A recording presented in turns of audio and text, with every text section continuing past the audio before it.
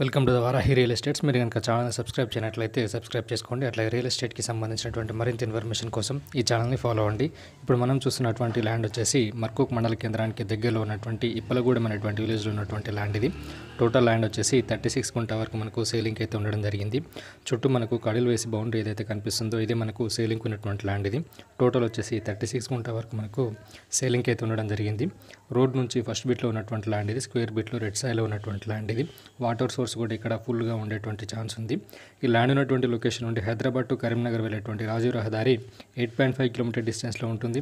అట్లాగే రాబోతున్నటువంటి త్రిబుల్ అనేది 4 కిలోమీటర్ డిస్టెన్స్లో ఉంటుంది. ఈ ల్యాండ్ ఉన్నటువంటి లొకేషన్ నుండి కొండపోచమ్మ సాగర్ అనేది 3 కిలోమీటర్ డిస్టెన్స్లో ఉంటుంది. అట్లాగే ఈ ల్యాండ్ ఉన్నటువంటి లొకేషన్ సరౌండింగ్ ఏరియాలో మనకు ఫామ్ హౌస్లో అయితే ఏర్పాటు చేయడం అయితే జరిగింది. హైదరాబాద్కి దగ్గరలో ఫామ్ హౌస్ నిర్మించుకోవడానికి ఇది ఒక సూటబుల్ అని చెప్పొచ్చు.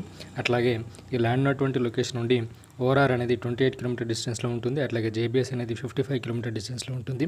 ఈ ల్యాండ్ రేట్ వచ్చేసి 2.7 lakhs per గుంట వరకు రైతు అయితే చెప్పడం జరుగుతుంది. కోలో ఇన్వెస్ట్ చేయాలనుకున్న వారికి ఇది ఒక మంచి ఆపర్చునిటీగా చెప్పొచ్చు. మీకు కనుక ల్యాండ్ ఇంట్రెస్ట్ ఉన్నట్లయితే డిస్క్రిప్షన్లో ఇచ్చినటువంటి నెంబర్ని కాంటాక్ట్ అయినట్లయితే పూర్తి వివరాలు తెలియజేయడం జరుగుతుంది.